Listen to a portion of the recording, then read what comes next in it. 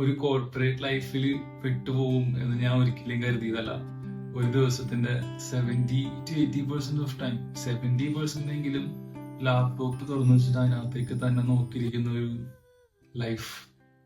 അതായത് കണ്ണ് വേദന എടുക്കുന്നവരെ ജോലി ചെയ്തിട്ട് പിന്നെ ബാക്കിയുള്ള കാര്യങ്ങൾ ചെയ്യുന്ന ഒരു ജീവിതം ഞാൻ ചെയ്യും എന്ന് പ്രതീക്ഷിച്ചതല്ല.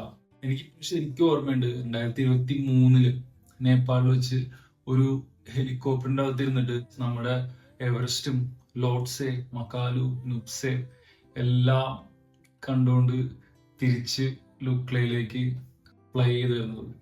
അപ്പോ ആ ഹിമാലയസിന്റെ വ്യൂസ് എല്ലാം കണ്ടിരുന്ന സമയത്ത് എനിക്ക് ഇപ്പോഴും ഓർമ്മയുണ്ട് എന്റെ മനസ്സിലൊന്ന് തോട്ട്, അതായത് എനിക്ക് ഇനി വീട്ടിലേക്ക് തിരിച്ചു പോയില്ലെങ്കിൽ കുഴപ്പമില്ല എന്നുള്ള രീതിയിൽ. പക്ഷെ ഇന്ന് ഈ ലാപ്ടോപ്പ് നോക്കിയിരുന്ന് വർക്ക് ചെയ്തുകൊണ്ടിരിക്കുമ്പോൾ ഞാൻ ആലോചിക്കുന്നത് ഇതൊരു സെൽഫ് പിറ്റി അല്ല. അതായത് ഞാൻ അൺഹാപ്പി ആണെന്നല്ല ഞാൻ പറയണത്, എനിക്ക് അങ്ങനെ ഒരു ഹാപ്പിനെസിന്റെ കുറവൊന്നുമില്ല. പക്ഷെ ഈ ഒരു കാര്യം ഒരു ദിവസത്തിന്റെ ഇത്രയും സമയം ചെലവഴിച്ച് വർക്ക് ചെയ്തുകൊണ്ടിരിക്കാൻ ആർക്കോ വേണ്ടി എങ്ങനെ ഞാൻ തന്നെ കംഫർട്ടബിൾ ആയിട്ടിരുന്ന് ചെയ്യുന്നു എന്ന് എനിക്ക് മനസ്സിലാവുന്നില്ല. അതാണ് എന്നെ ഏറ്റവും സർപ്രൈസ് ചെയ്യുന്നത്. അതായത് സ്വിഗ്ഗിയില് ഒരു ദിവസം ഞാൻ ഫുഡ് ഓർഡർ ചെയ്യുന്ന പൈസ ഉണ്ടെങ്കിൽ സത്യം പറഞ്ഞ് എനിക്ക് വീട്ടിൽ പോയി ഫുഡ് കഴിച്ചിട്ട് വരാം. പ്രാക്ടിക്കൽ അല്ല, പക്ഷെ ഞാൻ പറഞ്ഞു തരുന്നത് ഞാനൊരു ആവറേജ് എടുക്കുമ്പോൾ ഒരു ദിവസം സ്പെൻഡ് ചെയ്യുന്ന പൈസ, അതായത് ഫുഡ് കഴിക്കാൻ വേണ്ടി മാത്രം. രാവിലെ വിചാരിക്കും ഇന്നങ്ങനെ കാര്യമായിട്ടൊന്നും ഓർഡർ ചെയ്യണ്ട, എന്തെങ്കിലും പച്ചക്കറിയോ താലിയോ വെജൊക്കെ കഴിച്ച് അഡ്ജസ്റ്റ് ചെയ്യാം. ജിമ്മിൽ പോകുന്നതിനെ പറ്റി ആലോചിക്കാനേ പറ്റുന്നില്ല. പക്ഷെ നമ്മൾ വർക്ക് ചെയ്ത് വന്ന് ഒരു ഉച്ച സമയമൊക്കെ ആകുമ്പോഴത്തേക്കും സ്വിഗ്ഗി എടുക്കുന്നു, ഓർഡർ ചെയ്യുന്നു. ഒരു കൈയും കണക്കില്ലാത്ത രീതിയിൽ കയ്യിൽ നിന്ന് പോകുന്ന രീതിയിലാണ് സ്വിഗ്ഗിയിലെ ഓർഡേഴ്സ് വർക്ക് ആവുന്നത്. അതിൻ്റെ ഒപ്പം എങ്ങനെയെങ്കിലും ഒന്ന് വെള്ളിയാഴ്ച വൈകുന്നേരം ആവാൻ വേണ്ടിയുള്ള കാത്തിരിപ്പ്, ലിവിങ് ഫോർ ദ വീക്കെൻഡ് എന്നൊക്കെ പറയില്ലേ, സത്യം അതാണ് അവസ്ഥ. എങ്ങനെയെങ്കിലും ഒന്ന് വെള്ളിയാഴ്ച ആവണം. പിന്നെ ഞായറാഴ്ച വൈകുന്നേരം ആയി കഴിഞ്ഞാൽ, പണ്ടൊക്കെ സ്കൂളിൽ പോണ സമയത്തായിരുന്നല്ലോ ഈ ഒരു ചിന്താഗതി, തിങ്കളാഴ്ച കഷ്ടം, എങ്ങനെയെങ്കിലും ഒന്ന് വെള്ളിയാഴ്ച ആവാൻ വെയിറ്റ് ചെയ്ത് നിൽക്കുന്ന അത് തന്നെ അതിന്റെ റിപ്പീറ്റേഷൻ.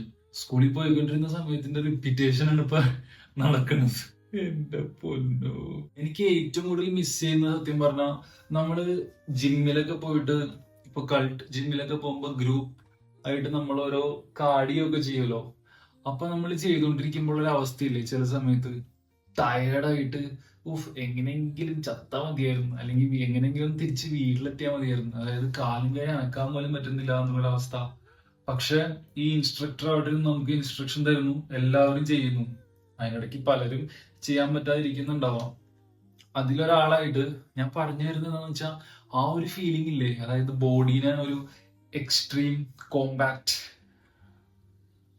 പൊസിഷനിൽ നിർത്തിയിട്ട് ഇനി വയ്യ എന്നുള്ള രീതിയിൽ ആ ഒരു സാധനം എനിക്ക് മിസ് ചെയ്യുന്നത്. അതെങ്ങനെയെന്ന് പറയാൻ പറ്റുന്നില്ല. അതായത് ഇപ്പോൾ ഉള്ളത് പറഞ്ഞാൽ ഫുൾ കംഫർട്ടാണ്. വർക്കിന്റെ പ്രശ്നമെല്ലാം വേറെ, അത് കഴിഞ്ഞു കഴിഞ്ഞാൽ പിന്നെ ഉള്ളതെല്ലാം കംഫർട്ടാണ്. അതായത് ഫൈനാൻഷ്യലി ഒരു പ്രോബ്ലം സത്യം പറഞ്ഞില്ല, അതിനുവേണ്ടി നമ്മൾ വർക്ക് ചെയ്യുന്നുണ്ട്.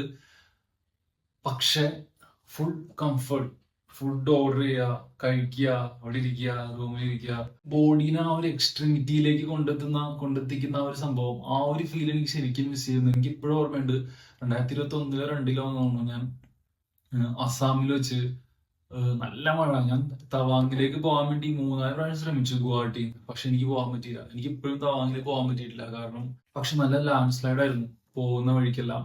അതുകൊണ്ട് ഒന്നും കാണാൻ പറ്റാത്ത അവസ്ഥയിൽ തിരിച്ചു വരേണ്ടി വന്നു.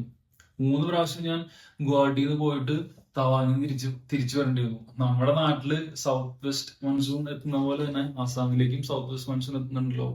പക്ഷെ എനിക്ക് എന്താണെന്നറിയില്ല, അവിടെ എത്തുമ്പോ മഴയുടെ ഒരു വെയിറ്റ് ഭയങ്കരമായിട്ട് കൂടും. ആസാമിലേക്ക് മൺസൂൺ എനിക്ക് ഇപ്പോഴും ഓർമ്മയുണ്ട്, ഞാൻ ആ ഗ്ലൗസ് ഒക്കെ ഊരിയിട്ട് എന്റെ കൈ നോക്കുമ്പോ എന്റെ കൈയിന്റെ അവസ്ഥ വന്ന്. പക്ഷെ ഇന്ന് തിരിഞ്ഞു നോക്കുമ്പോൾ അതൊക്കെ ഒരു ഫ്രാഗ്മെന്റ് മെമ്മറി മാതിരി. ആ ഒരു എക്സ്ട്രീമിറ്റി, അതായത് നമ്മുടെ ബോഡീനെ ആ ഒരു ലൈനിലേക്ക് കൊണ്ടുപോകുന്ന ആ ഒരു ഫീലിംഗ്, അതെനിക്ക് ഏറ്റവും കൂടുതൽ മിസ് ചെയ്യുന്നുണ്ട്. അതേപോലെ കഴിഞ്ഞ കൊല്ലം അവസാനമായിട്ട് ഞാൻ ബൈക്കിൽ കയറി ഇരുന്നത് തന്നെ കഴിഞ്ഞ ജൂണിലാണ്. അതും വാൽപ്പാറയ്ക്ക് ഒരു റൈഡ് പോയതാ. അന്ന് ആനയുടെ മുമ്പിൽ പെട്ടതൊക്കെ എനിക്ക് ശരിക്കും ഓർമ്മയുണ്ട്. അങ്ങനത്തെ ഒരു അപ്പൊ ഞാൻ ഡോക്യുമെന്റേഷൻ ചെയ്യുമായിരുന്നു വീഡിയോസ് എല്ലാം.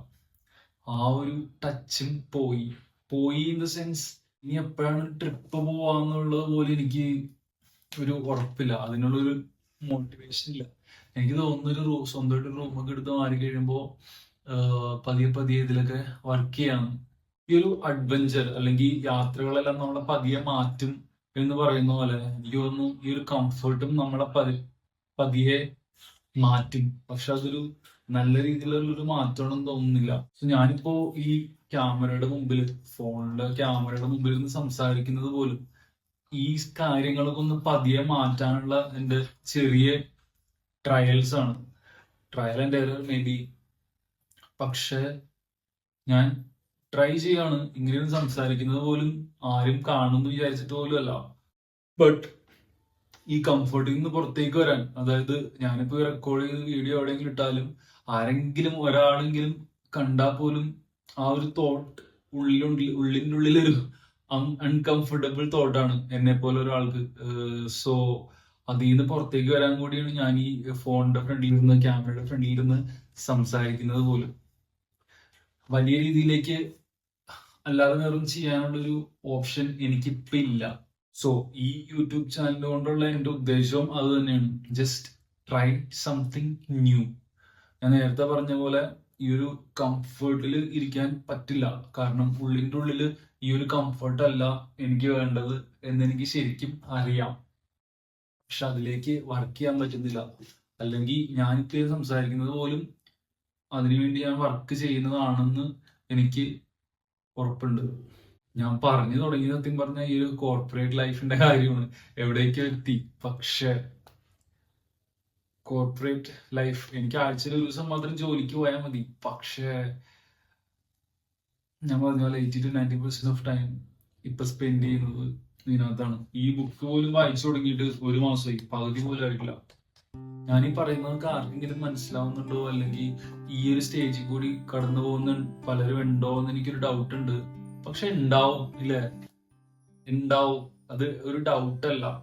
സോ നിങ്ങൾ ആരെങ്കിലും എവിടെ നിന്നെങ്കിലും ഇത് കാണുന്നുണ്ടെങ്കിൽ എനിക്ക് പറയാനുള്ളത്, ലെറ്റ് us try together.